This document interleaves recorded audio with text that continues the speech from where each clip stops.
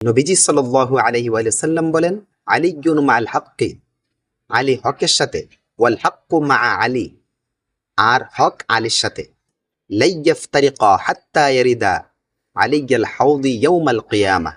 নবীজি বলেন, আলী আর হক এই দুটি কখনো বিচ্ছিন্ন হবে না কিয়ামতের দিন হাউজে কাউসারে যাওয়ার আগ পর্যন্ত।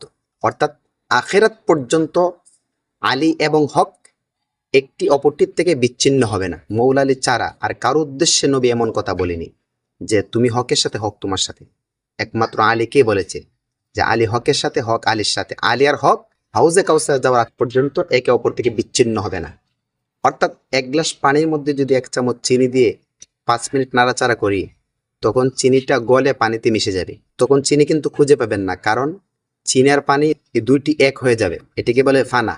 ঠিক তেমনভাবে আলী আর হক একে অপরের সাথে এইভাবে মিশামিশি, একটি অপরটির থেকে কখনো আলাদা হবে না। এ সম্পর্কে নবীজির আরেকটি হাদিস, নবীজি বলেন, আল্লাহুম্মা আদরিল হাক্কা মাআহু হাইসু দারা।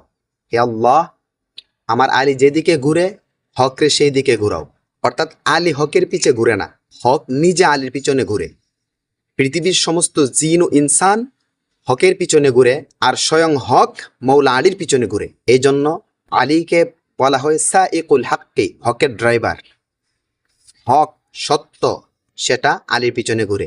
আলী যেদিকে যায় হক সেই দিকে যায়। প্রথম হাদিস থেকে জানলাম আলী হকের সাথে, হক আলীর সাথে। হাউজে কাউসারে যাওয়ার আগ পর্যন্ত হক আলী থেকে বিচ্ছিন্ন হবে না, এটা রাসূলুল্লাহ গ্যারান্টি দিয়েছে। দ্বিতীয় হাদিস থেকে জানলাম আলী শুধু হকের সাথে না, হক নিজে আলীর পিছনে ঘুরে। সুবহানাল্লাহ। যে আলীর সাথে হক, যে আলী হকের ড্রাইভার, যে আলীর পিছনে হক ঘুরে, সেই আলীর পিছনে আমাদেরও ঘোরা উচিত। কারণ যদি আমরা সত্যে থাকতে চাই, সত্য যেহেতু আলীর পিছনে, আমাদের উচিত আলীর পিছনে ঘোরা, আলীর অনুসরণ করা, আলীর আশেক হওয়া। যদি আলীকে মহব্বত করতে পারি, অনুসরণ করতে পারি, আলীর পিছনে ঘুরতে পারি, তাহলে আমরাও সত্যের মধ্যে থাকতে পারবো। এটা আমার কথা না, এটা আল্লাহর হাবিব সাল্লাল্লাহু আলাইহি ওয়াসাল্লামের কথা।